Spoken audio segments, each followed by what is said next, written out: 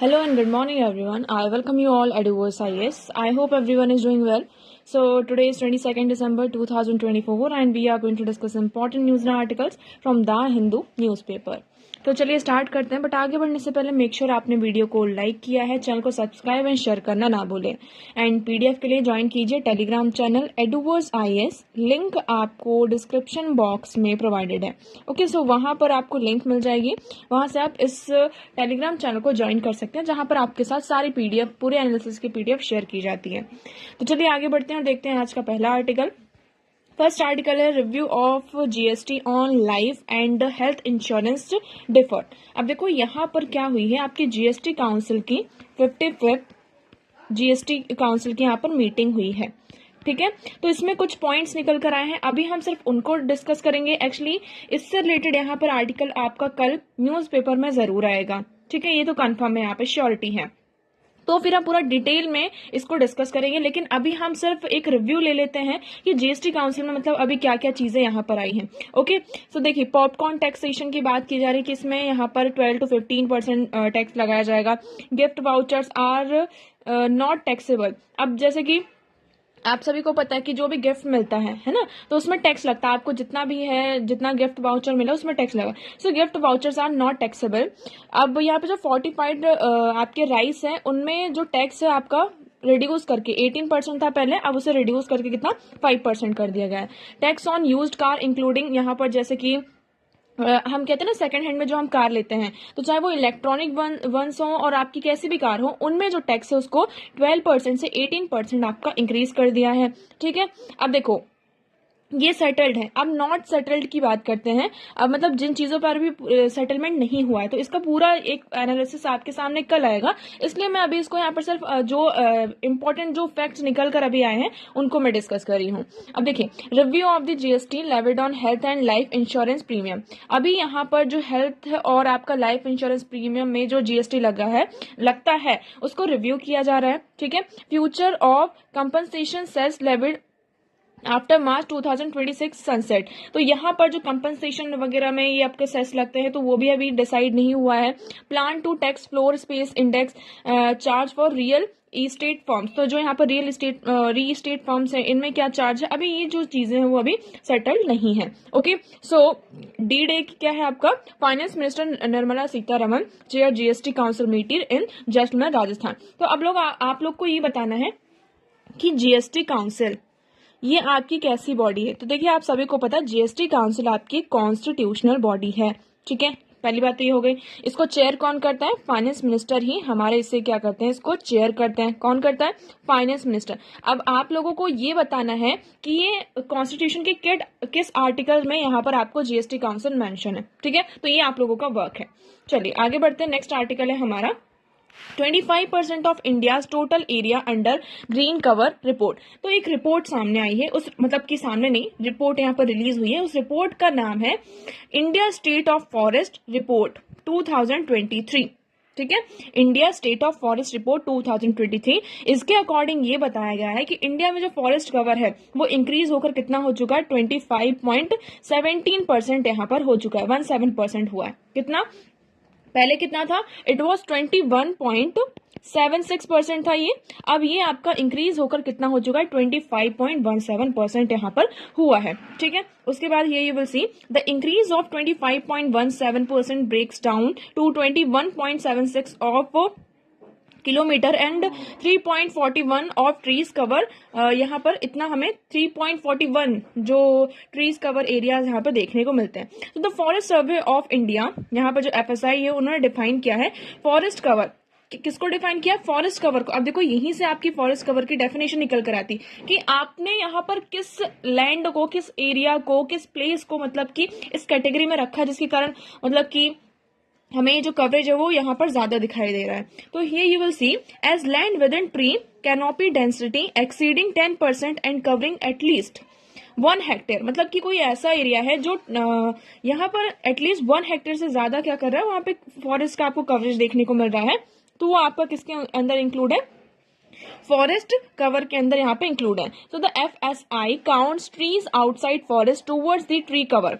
अब tree cover की बात करते हैं, कितना ट्री कवर है, तो जैसे कि ये एरिया आपका हो गया, आप ऐसा मानिए ये एरिया है हमारा जंगल। अब इस एरिया के बाहर हम ट्रीज को क्या करते हैं, काउंट करते हैं, तो वो आपका किसके कवर में आता है, मतलब कि किसके अंडर आता है, यहाँ पर ट्री कवर के अंडर में आता है।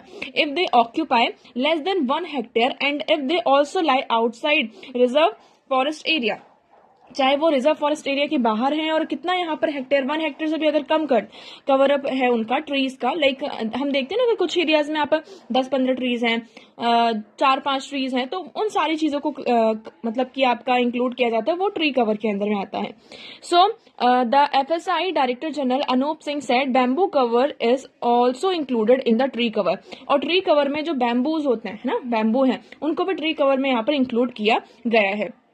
तो देखो आप सभी को यहाँ पर बहुत अच्छे से पता है कि भले ही यहाँ पर पेरिस क्लाइमेट चेंज हम जितना भी टारगेट कर लें, कुछ भी कर लें, लेकिन अभी यहाँ पर कंटिन्यूसली यहाँ पर पेड़ों की कटाई, जो ट्रीज की यहाँ पे कटिंग है वो हो रही है। आप यहाँ पर देखेंगे, देखिए here you will see that Paris Agreement targets require it to create an additional carbon sink at least 2.5 billion tons by 2030। ये 2030 तक जो हमारा पेरिस एग्रीमेंट है उसके अंदर ये कहा गया है कि आपको क्या करना है 2030 तक, क्या 2030 तक यहाँ पर 2.5 billions of ton 2.5 billions of ton क्या करना है, आपको कार्बन सिंक यहाँ पर क्रिएट करना है। क्या करना है, कार्बन सिंक क्रिएट करना है, मतलब कि आपको ज्यादा से ज्यादा यहाँ पर फॉरेस्टेशन करना है, फॉरेस्टेशन पेड़ लगाने हैं, इससे क्या होगा, आपका कार्बन सिंक क्रिएट होगा। So the FSI's inclusion of plantation in forest has been controversial.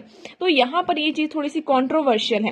Plantation तो हम बहुत ज्यादा करते हैं, लेकिन देखो आप सभी को पता है कि अगर हम एक प्लांट हमने प्लांटेशन कर दिया, उसकी फोटोज वगैरह क्लिक कर दी कि हाँ हमने ये प्लांट लगाया, लेकिन उसके बाद हमें उसकी केयर भी करनी पड़ती। ऐसा नहीं कि हमने एक बार लगाया तो बस वो अपने आप ही ऑटोमेटिकली वो ग्रो कर जाएगा और एक अच्छा खासा ट्री बन जाएगा, ऐसा नहीं होता है।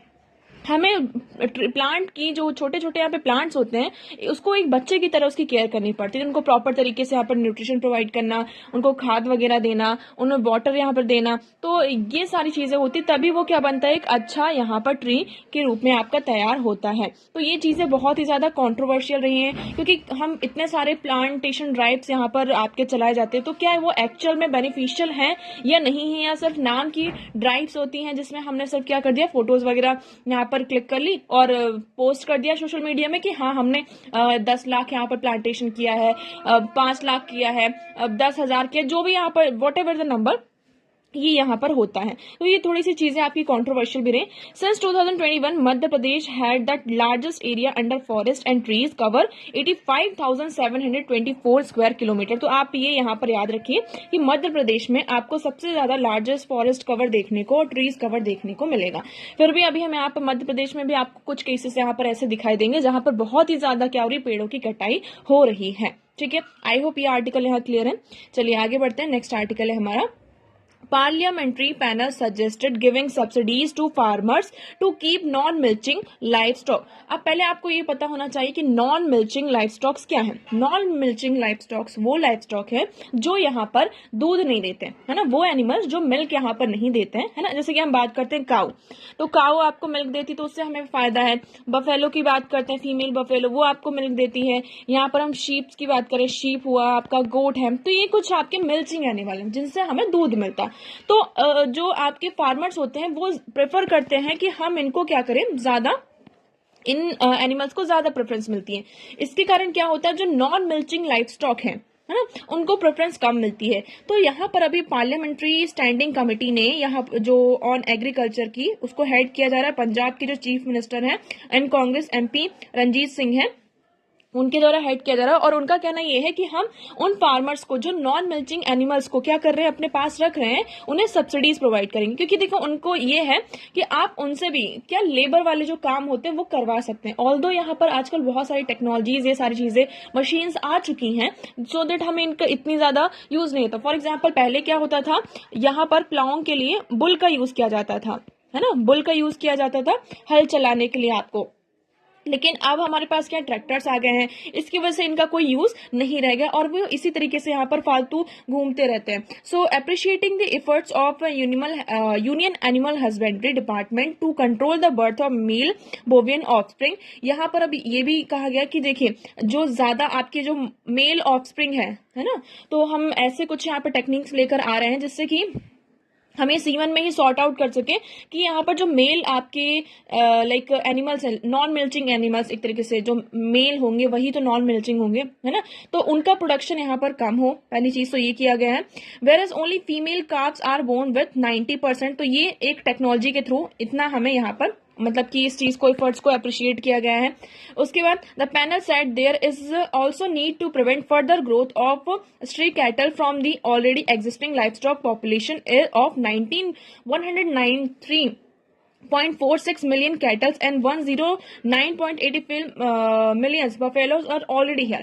तो इससे क्या होगा कि जो आपके स्ट्रेट में आप देखते होंगे, आप जब रोड में जाते हैं तो आपको गाय यहाँ पर घूमती हुई दिखाई देती होंगी, बहुत सारे जो एनिमल्स हैं है ना वो आपको रोड में ही यहाँ पर दिखाई देते होंगे. तो ये कहा जा रहा है कि इससे क्या होगा, जो स्ट्री कैटल्स हैं इनकी जो ग्रोथ होगी वो कम होगी.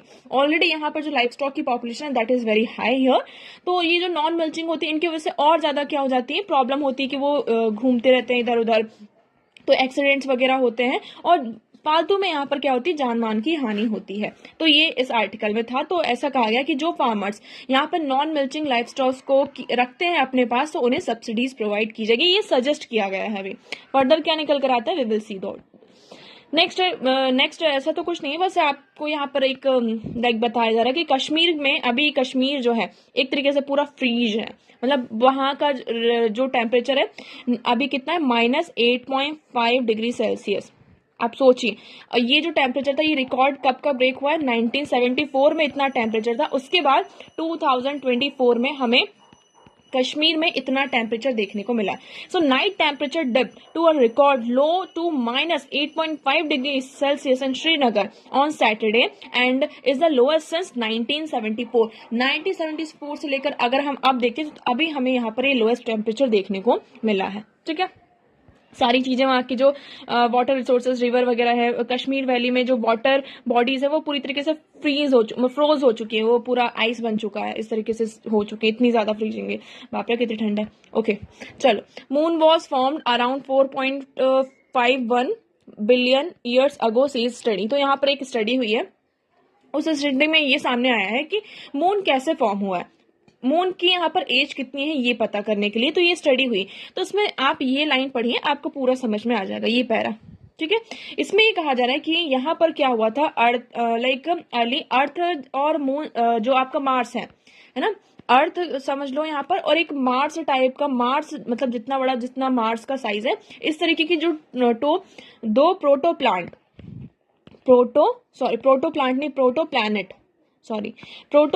यहाँ पर क्या होता है, इनका कोलिजन होता है. तो इनका कोलिजन होता है, उसी से आपका क्या बनता है, यहाँ पर मून फॉर्म होता है. ठीक है, अभी कैसे पता चला, ये ऐसे पता चला कि जो moon, the analysis suggested that remelting of the moon surface around 4.35 billion years ago may have mass for older history. तो हमें कुछ प्लैनेट की इस तरीके से हमें हिस्ट्री पता चली. तो the timing of this event has been estimated, ये एस्टिमेशन लगाया गया है, हमें यहाँ पर श्योरिटी नहीं है अभी कि हाँ मतलब 4.5 बिलियन ईयर्स अगो ही यहाँ पर मून का फॉर्मेशन हुआ है उसकी लाइफ से. लेकिन हमें लाइक मून जो लूनार मैग्मा ओशन है, जो भी सारी चीजें एग्जिस्ट कर रही हैं उसकी जब हमने स्टडी की तो उससे हमें ये समझ में आया, ये मतलब कि हम एक एनालिसिस कंक्लूजन निकाल पाए हैं कि मून का जो मतलब कि आप कह सकते हैं एज है मून की, है ना, एज कितनी है उसकी 4.5 बिलियन. मतलब इसका मतलब वही हुआ ना कि मतलब हम आज 24 ईयर्स के, मतलब हम कब पैदा हुए तो मून कब यहाँ एग्जिस्टेंस में आया, तो वही चीज बताई जा रही है. ठीक है, नेक्स्ट है हमारा, देखो अब ये H5N1 ये डेली संडे को मतलब हर संडे आता है. तो आप सभी को पता है कि इसके बारे में आपको यहाँ पर एक डिटेल यहाँ पर पता होना चाहिए.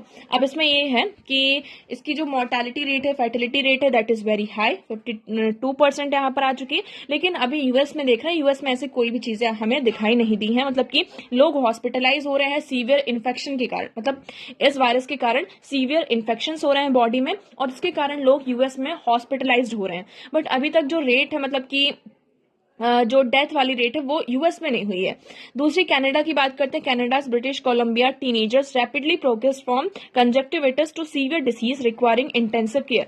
कनाडा में एक केस आया है, मतलब वहां ऐसा केस आया कि एक जो बच्चा था, टीनेजर, बच्चा नहीं कहेंगे, टीनेजर था, उसको कंजक्टिविटिस होता है और उसके बाद पर धीरे धीरे वो सीवियर एक डिसीज में कन्वर्ट हो जाता है, जिसके लिए अब हमें इंटेंसिव केयर की जरूरत है।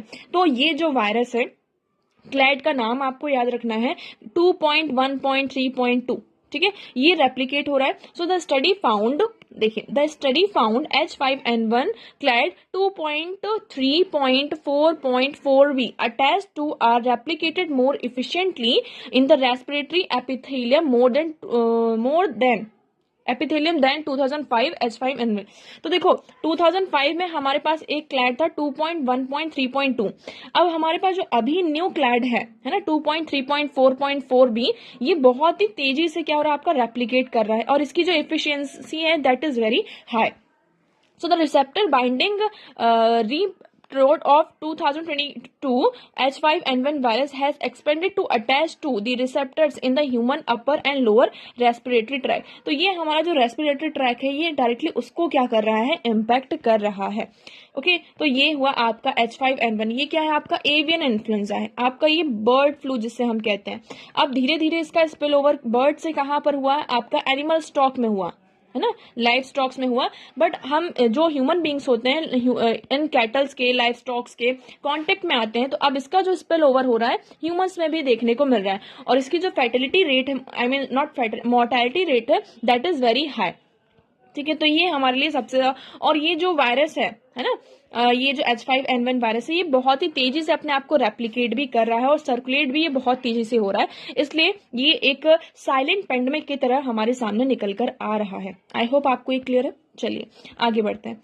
नेक्स्ट है हमारा article, why are some packaged food under a cloud. Okay, देखो यहाँ पर अभी 432 convenience food products, like convenience food products मतलब हम ऐसा मान सकते हैं, अगर आपको इडली बनानी है तो आप क्या करते हैं कि जो हमारा एक ट्रेडिशनल मेथड होता है ना इडली बनाने का, लाइक उसमें कौन सी दाल होती है, वो ब्लैक वाली जो पल्स होती है ना, उड़द की दाल बोलते हैं आई गेस उसको, हाँ, ब्लैक वाली जो पल्स होती है, राइस होता है, उसको हम रात भर पूरा उसको क्या करते हैं, उसका पेस्ट जो बनाते हैं उसको रात भर रखते हैं और वो जब ये सारी चीज होती है। लेकिन अब क्या है, हम मार्केट में जाते हैं, हमें उसका पेस्ट मिल जाता है ना, हमें उसका क्या मिल जाता है, यहाँ पे इडली का जो मिक्सचर होता है वो यहाँ पर मिक्स जाता है, बस हमें सिर्फ पानी डालना है, थोड़ी देर उसको रखना है और वो रेडी हो जाता है। कुछ तरीके इस तरीके के सूप मिक्स भी आते हैं, ये सूप मिक्स आ गए, आपको सिर्फ डालना है, आपने 1 कप पानी यहाँ पे गर्म डाला, 2 मिनट यहाँ पर आपने उसको रखा और आपका जो सूप है वो रेडी हो जाता है। बेवरेजेस भी आते हैं, पॉलीडेज मिक्सेस आते हैं, सीरियल्स, इस तरीके की बहुत सारी चीजें आती है जिसको हम कन्वीनियंस फूड प्रोडक्ट्स कहते हैं। आप लोगों ने यहाँ पर देखा होगा, लाइक जापान में बहुत सारे, लाइक सिर्फ आपको गर्म पानी डालना है, आपका नूडल्स रेडी हो जाता है, इस तरीके की चीजें आ जाती है, मतलब रेडी टू ईट पैकेज जो फूड होता है। ये कहा जाता है कि इसमें बहुत ज्यादा मतलब कि कार्बोहाइड्रेट्स होते हैं। अब एक स्टडी कंडक्ट हुई, इन पूरा असेसमेंट हुआ है इन फूड आइटम्स का, तो इसमें इनकी जो प्रोफाइलिंग की गई है ना, कि ये जो पैकेज फूड इनकी प्रोफाइलिंग की गई, इसमें क्या निकल कर आया है। So in essence the study found that while most of the products could fall under the healthy or moderately healthy. अब हम कहते हैं ना कि जैसे सूप है तो हमने कहा कि ये हेल्दी होता है हमारे लिए, इडली का मिक्सचर है तो हमने कहा कि नहीं इसमें तो कोई नुकसान नहीं है, हमारे लिए हेल्दी ही होगा। तो यहाँ पर हम कुछ ऐसे स्नैक्स हैं, इस तरीके की चीजें हैं, लेकिन हमें क्या समझ में आया है कि कुछ में जो उसमें लाइक आप पैकेज भी देखते हैं, जो भी आपके यहाँ पर कन्वीनियंस फूड है, कुछ भी पैकेट है, उसमें सारा यहाँ पर लिखा रहता है ना, कि इसमें ये सारे इंग्रेडिएंट्स हैं, कितने परसेंट यहाँ पे प्रोटीन है, कितने परसेंट यहाँ पे फैट है, ये सारी चीजें हैं, लेकिन जो इसमें लिखा रहता है वो एक्चुअल में होता नहीं है। ये सबसे बड़ी प्रॉब्लम है। All convenience food products that the study tested were rich in carbohydrate। जितने भी यहाँ पर हमने यहाँ पर जब स्टडी हुई कन्वीनियंस फूड प्रोडक्ट्स को देखा तो उसमें हमें ये समझ में आया, ये निकल कर आया स्टडी में कि जितने भी फूड प्रोडक्ट्स सब में यहाँ पर कार्बोहाइड्रेट का जो कंटेंट है दैट इज वेरी हाई। और उसके बाद जो बेवरेजेस की बात करते हैं, बेवरेजेस में यहाँ पर हाईएस्ट आपको कार्बोहाइड्रेट कंटेंट देखने को मिलता है और उसके साथ साथ यहाँ पर जो फैट का कंटेंट है वो भी बहुत ज्यादा हाई देखने को मिलता है, फैटी एसिड्स और ये सारे का। ठीक है, the soup mix had high sodium level. अब सूप में क्या होता है, सोडियम लेवल बहुत ज्यादा हाई होता है, लेकिन इसको मेंशन नहीं किया जाता। अब जिस पर्सन को यहाँ पर हाइपर टेंशन है, क्या हाइपर टेंशन, ठीक है, तो उसको तो ये पता नहीं, तो ये उसके लिए तो यहाँ पर नुकसान होगा ना। Okay, so with poor protein and dietary fibre content the idli mixture है हाई प्रोटीन कंटेंट। इडली का जो मिक्सचर होता है इसमें जो आप कह सकते हैं कि प्रोटीन का जो कंटेंट होता है वो हाई होता है, और शुगर लेवल भी यहाँ पर लार्जली यहाँ पर शुगर फ्री ही हमको मिलते हैं। ठीक है, तो इसमें ये कहा जा रहा है इशू यहाँ पर फूड लेबलिंग में सबसे ज्यादा जो इशू आ रहा है फूड लेबलिंग में, प्रॉपर यहाँ पर जो कस्टमर्स हैं उनको अंडरस्टैंड करने में प्रॉब्लम होती है। अभी यहाँ पर जो फूड लेबलिंग है प्रॉपर तरीके से नहीं किया जा रहा है। So customer with hypertension can avoid food labelled as high sodium. अगर यहाँ पर पैकेट है, हमने इसमें लिख दिया हाई सोडियम, तो जो हाइपरटेंशन वाले पेशेंट्स है वो ऑलरेडी इसको अवॉइड कर देंगे, क्योंकि इसमें हमने लेबलिंग सही की है। लेकिन हम इस तरीके की लेबलिंग करते ही नहीं, जिसके कारण यहाँ पर क्या होते हैं, इश्यूज हमारे सामने अराइज होते हैं, और जो हमारा हेल्थ है, हमारा जो डाइट पैटर्न है, उसमें क्या पड़ता है, आपका बहुत ज्यादा असर होता है। ओके, सो ये थे हमारे आज के इंपॉर्टेंट आर्टिकल्स। आई होप आपको सारी चीजें क्लियर हो, बट अगर स्टिल आपको कोई डाउट लगता है तो आप कमेंट सेक्शन में कमेंट करके पूछ सकते हैं। आज का वीडियो कैसा लगा एक बार कमेंट सेक्शन में जरूर बताइएगा। अगर वीडियो पसंद आया हो तो उसे लाइक करना, चैनल को सब्सक्राइब एंड शेयर करना ना भूलें। So that's for all today. Thank you so much for discussion.